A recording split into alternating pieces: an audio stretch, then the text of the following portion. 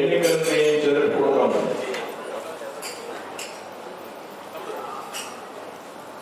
దేశంలోనే అతిపెద్ద రాజకీయ పార్టీ భారతీయ జనతా పార్టీ, దేశంలోనే అత్యధిక సభ్యత్వం కలిగినటువంటి రాజకీయ పార్టీ భారతీయ జనతా పార్టీ రోజున ప్రపంచంలో. భారతీయ జనతా పార్టీ కార్యకర్త ఆధారంగా పనిచేస్తుంది.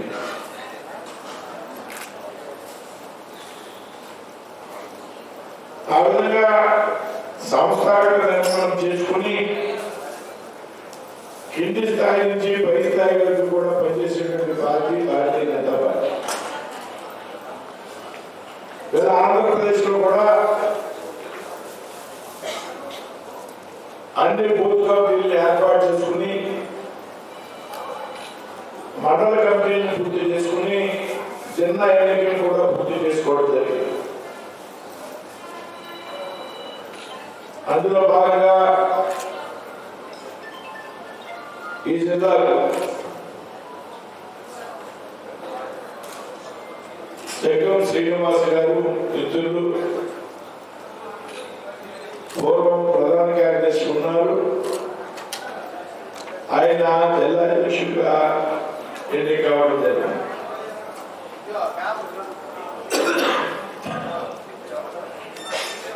రాబోయేటువంటి రోజుల్లో 3 సంవత్సరాల కాలం శ్రీనివాస్ గారి నాయకత్వంలో ఈ జిల్లాలో పార్టీ పనిచేస్తుందనేటువంటి విషయాన్ని సందర్భంగా చెబుతాం.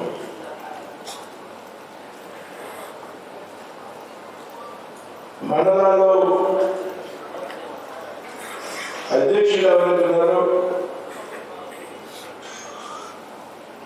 వారందరి సహకారంతో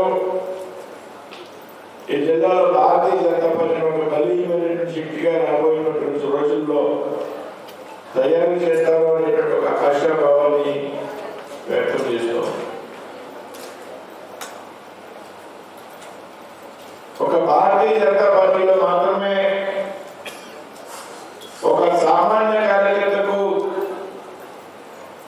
దేశ ప్రధాని అయ్యేటువంటి వరకు కూడా అవకాశం ఉంటుంది అనేటువంటి సంగతి సందర్భంగా మనం అందరూ కూడా గమనించాలి. ఇవాళ ఉన్నటువంటి ప్రధాని గతంలో ఉన్నటువంటి ప్రధాని వాజ్పేయి కులంతో నిమిత్తం లేకుండా, రాజకీయ వారసత్వంతో నిమిత్తం లేకుండా, డబ్బుతో నిమిత్తం లేకుండా ఎవరైతే కార్యకర్తలు పార్టీ కోసం నిరంతరం కష్టపడి శ్రమ కూర్చి పనిచేస్తారో వారు దేశ ప్రధాని అయ్యేటువంటి అవకాశం, లేకపోతే ఒక అఖిల భారత స్థాయి అధ్యక్షుడు అయ్యేటువంటి అవకాశం కూడా భారతీయ జనతా పార్టీలో ఉంటుందనేటువంటి విషయాన్ని అందరూ గ్రహించాలి దయచేసి. కాబట్టి రెండున్నటువంటి మండలాధ్యక్షులు ఎవరుతున్నారు, నూతనంగా ఎన్నికైనటువంటి మండలాధ్యక్షుడు మీ మండలాల్లో కార్యకర్తల ఆధారంగా పనిచేసి రాబోయేటువంటి రోజుల్లో భారతీయ జనతా పార్టీని ఒక బలమైనటువంటి శక్తిగా ఈ జిల్లాలో తీర్చిదిద్దుతారనేటువంటి ఒక ఆశాభావాన్ని వ్యక్తం చేస్తున్నాను. మీరు పనిచేసేటువంటి క్రమంలో పార్టీ అభివృద్ధి కోసం రాష్ట్ర పార్టీ సహకారం ఎప్పుడు ఉంటుంది. రాష్ట్ర అధ్యక్షులు కానీ, అలాగే సంస్థాగత ప్రధాన కార్యదర్శి ఉన్నటువంటి వైద్యశ్రీ గారు కానీ, అదేవిధంగా కేంద్ర మంత్రిగా ఉన్నటువంటి నేను కూడా ఎల్లప్పుడూ కూడా ఈ జిల్లా భారతీయ జనతా పార్టీకి నా సహకారం ఎప్పుడు ఉంటుందనేటువంటి ఆలోచనలు నేను ముందుంచుతూ ఉన్నా. దాకా చెప్పాను, ఒక సామాన్య కార్యకర్త దేశ ప్రధాని కాగలరు భారతీయ జనతా పార్టీలోని. అదేవిధంగా నేను కేంద్ర మంత్రిగా ఉన్నటువంటి నేను ఒక అత్యంత సామాన్య కార్యకర్తని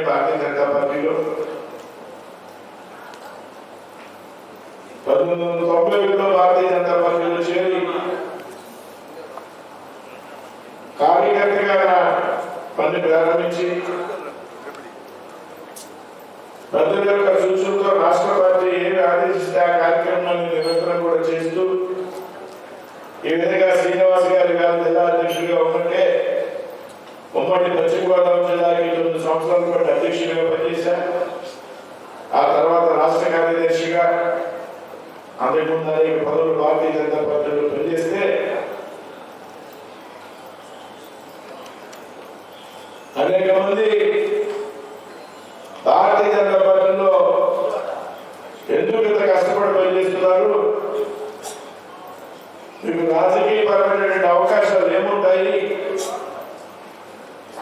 మీకు భవిష్యత్తు ఏంటి అనేటువంటి అనేక మంది పార్టీలో ఉన్నటువంటి నాయకులు కార్యకర్తలు హేళన చేస్తే 2024లో ఉత్తర శ్రీనివాసవరం అనేటువంటి ఒక సామాన్య కార్యకర్తను భారతీయ జనతా పార్టీ కేంద్ర మంత్రిని చేసింది అనేటువంటి విషయాన్ని